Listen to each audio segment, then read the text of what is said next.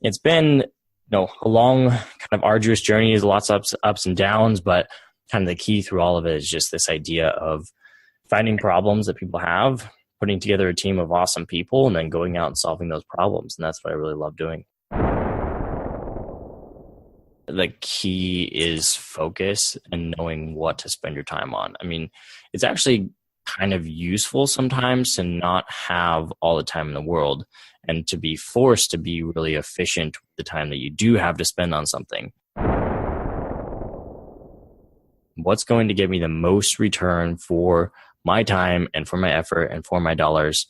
Welcome to the Laws of Business podcast. Here, we will share the skills you need to make your business a success. Learn about goal setting, productivity, time management, marketing, and much more.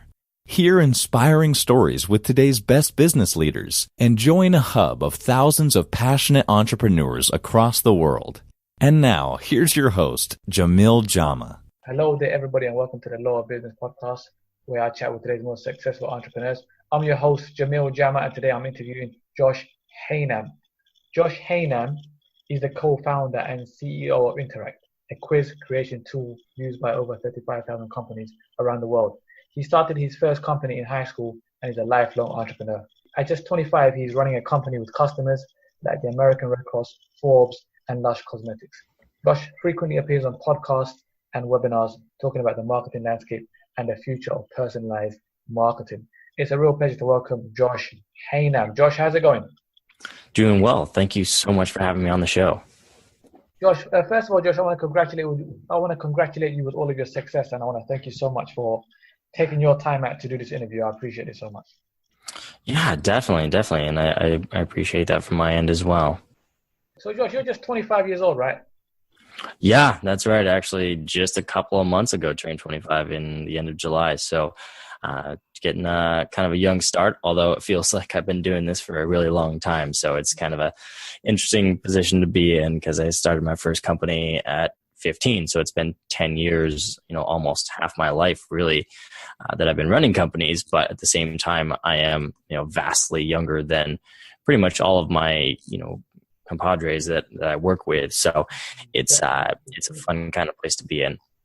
That's awesome, Josh. So Josh, before we get to the interview, can you tell us your backstory, please? Can you tell us your story from where you was until where you are right now? Yeah, definitely. So I started my first company when I was 15, a sophomore in high school, right after I got my driver's license, actually.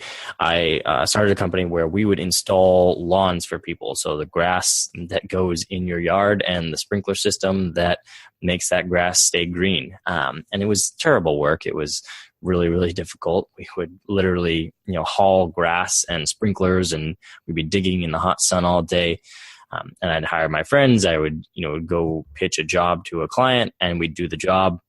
And it was, backbreaking. It was 12 hours a day. We really weren't making much money, but it was what I loved to do. I loved the idea of going out, finding business, finding somebody that has a problem that you can solve. And, in that case, it was they needed to have grass in their lawn. And then going out and solving that problem and being able to work with people that you like to spend time with. And I got totally hooked at that point, and I ran that business for a couple of years until I really hurt my back bad. And then I switched over to buying and selling used computers when, people were using more like desktops and things like that. So I had a small business doing that through the end of high school and college. And then in college, took a little break and then met up with a friend, and we started doing agency work. So we started building websites and marketing for companies. And out of that is where the idea for Interact came from, because one of our clients had requested that we build him a quiz, and we did that. So we built him a quiz, and then that quiz was just so popular and so effective in terms of growing that client's business that we realized it should be turned into its own company. So we decided to build a software for creating that, quiz experience where people can answer questions, and it also collects emails from people.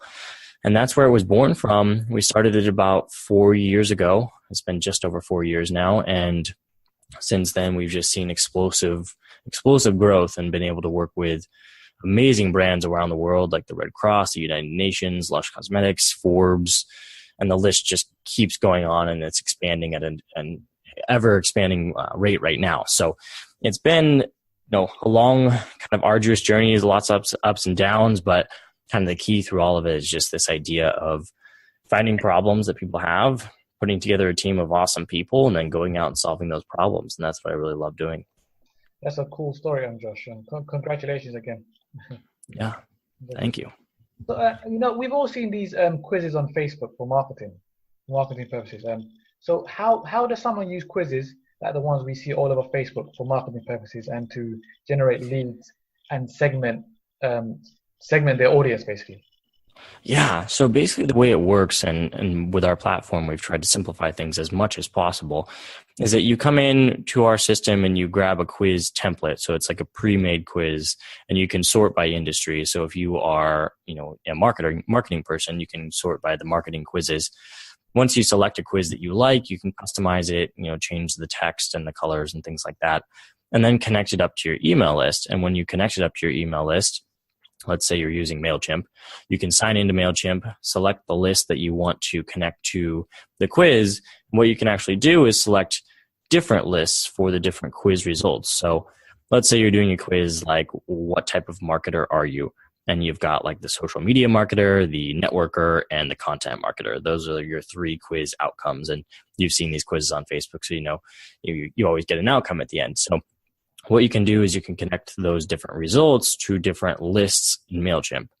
And then you can send different emails to people based on which quiz outcome they get.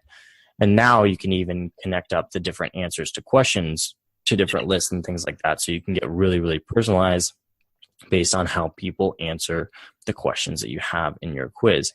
So that's kind of the method and kind of the backbone behind it. We have a bunch of quiz templates that are based on the ones that are on Facebook that work well. So you can just use what's already proven to work and then connect it up to your list or different lists or different automations based on how people answer questions and which outcomes they get, things like that. So it's really capitalizing on how popular quizzes are. And I'm sure you know because you see them all the time.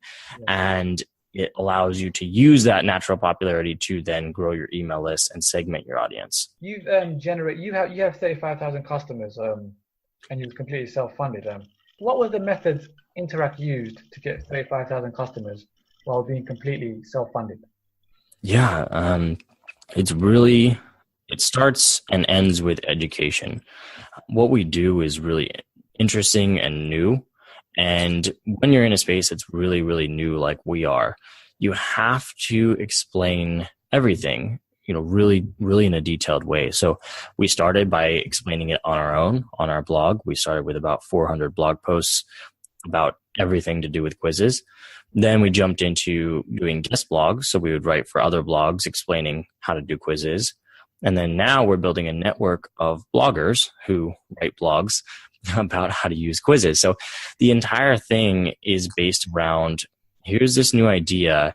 It works super well, but no one has ever done it before. So our marketing strategy is going to be, here is how to do it. Here's how to execute on building quizzes. And now even into like podcasting and going on stage and speaking, it's still all about how to use this strategy to grow your business. So we've never done sales. We've never done like direct outreach. We've never really done advertising. All we've done is say, here is how this new thing works. And if you're interested, this is like a very clear explanation, and we're going to walk you through it so that you can see like, how it would affect your business before you even have to jump into, any sort of investment of time or money. Sorry to interrupt you there, Josh. So you never used any paid ads ever? No. Oh, wow, that's awesome. You got 35,000 customers. So you did all this from content marketing, right?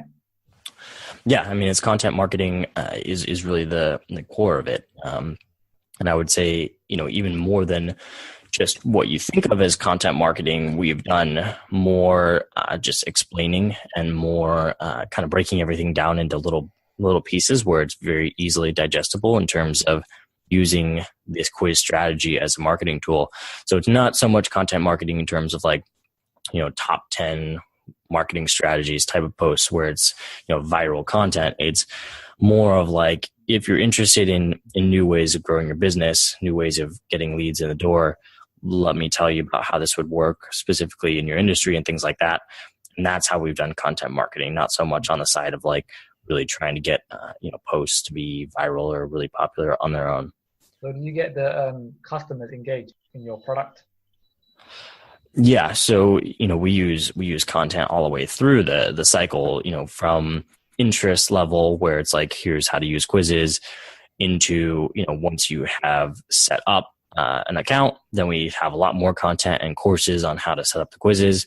And then once you've launched your quizzes, we have more content on how to optimize your quizzes and how to make them more effective and how to follow up with your leads and all that kind of stuff. So we use a ton of content all the way through the entire life cycle of the customer, not just the awareness stage or even once they've gotten signed up, but like all the way through until they've been customers for years. We're still providing useful information to those folks.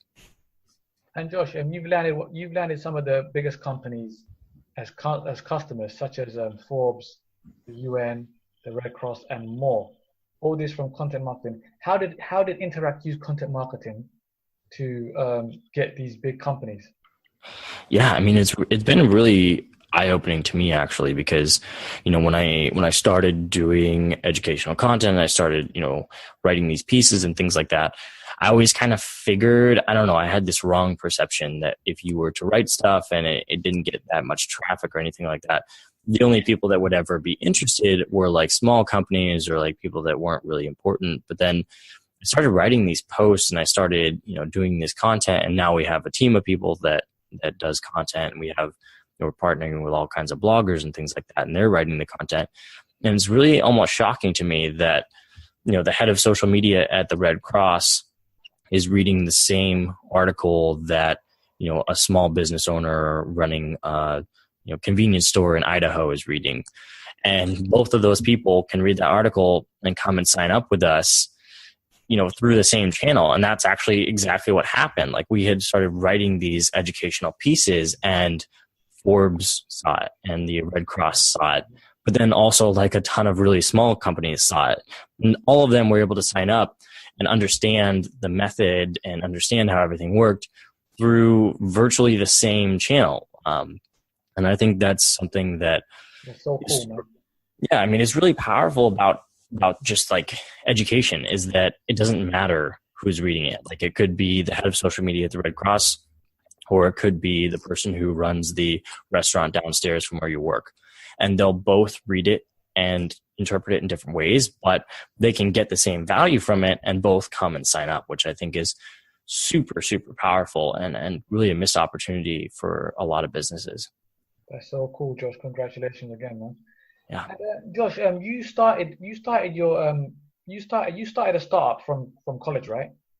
Yeah, when we were in school. So Josh, how does someone grow a startup from their college dorm room and then to a team of 8 with record speed? You done this with record speed. Yeah, I mean, it's been kind of long and slow.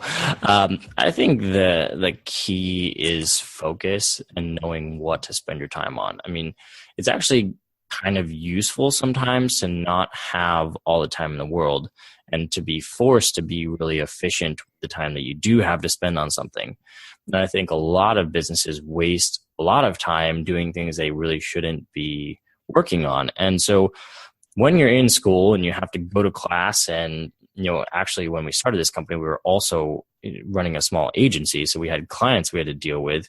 So we had maybe hours a week to work on this, which you compare that to, what we have now, or what a lot of companies start with, which is, you're working 80 hours a week, you have a ton of time, but we had a few hours a week. And so what we had to do was say, all right, what do we absolutely have to do in order to get a minimum product out there and a minimum marketing strategy out there?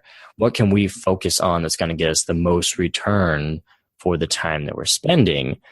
And so I think that was really, really key. And it's key even now because, as a bootstrap company that doesn't have funding, you have to be super efficient with your time because you don't have the resources to be wasting anything. And so you always have to focus on, all right, what's going to give me the most return for my time and for my effort and for my dollars? And so that's really the number one key to starting anything on the side or in college or whatever, is that you have to be super, super focused on what is getting me results and how do I spend my time doing that. And you have to have systems in place to know your results. That's really key. You have to have the statistics behind everything to know, if I do X, am I going to get results? If I do Y, am I going to get results? And run lots of little tests so that you know what to actually focus on. But yeah, that's really the biggest thing. And I think it's vital for any kind of business, because especially in those early days, it's very rocky roads. One thing goes wrong and it's like, all right, that's it. So you really have to be careful to make sure that you are spending your time in the most efficient way possible. So you basically focused on your goals, managed your time, was disciplined, and you worked as a team, basically. Yeah, I would say all those things are very important. I like the discipline one especially because, it's really easy to get distracted and say, I want to do all these things that are like flashy or cool or whatever. And, if you're not paying close attention, I've seen, literally hundreds of startups come and go because they are drawn into these things that on the surface look cool or seem to be fun or whatever, but it's not actually relevant to what they do and it's not helping the business grow. So then the business doesn't grow and they end up going under. And it's just super important that you know what it is that is helping you grow and you stay focused and you stay disciplined and you don't go down any of those rabbit trails that are not going to get you anywhere, and make sure that you are always headed towards your goal. And there must have been a lot of marketing as well. Josh, you successfully marketed your company. Yeah? How does someone successfully market and sell their product with a learning curve that requires customer education? Yeah, I think it really depends on the actual product. A lot of products I think should be marketed through education, because if you're doing anything new, then the number one question is not going to be, is this interesting? People are interested, but the number one question is going to be, what do I actually do with it? And I think there's a huge gap between, I think this is a cool concept and I'm going to actually use this. And that's where education can come in. So with education, I think it really starts with listening to the clients and listening to what they say when they hear your idea or your concept. What kind of questions do they have? What are they concerned about? What are the things that are going to hold them back from actually using the product or service that you provide?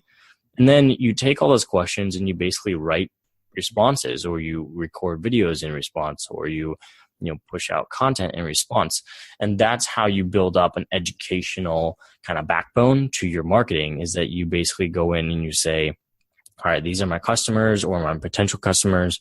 What are they asking about? And then how do I turn those questions into educational content that I can share out and get out into the world? Awesome, Josh. And Josh, how does someone generate and validate ideas from product innovation? Yeah, I think ideas also come from listening, and kind of intelligent listening, if you will. And the way that you listen intelligently is you talk to somebody about the kind of problems that they have, right? And any business begins and ends with solving problems that people have. Like if you're not solving a problem, no one's going to pay you, because we don't pay for, just shenanigans, whatever. Like we pay for actually getting our problems solved. So you need to talk to the people that you think would buy your product or service, listen to what they are dealing with, and then come up with ways of solving the major problems that they have. And I love the idea of like embedding yourself into a world. Like myself and Matt, my co-founder, were embedded into this world of building websites and doing marketing.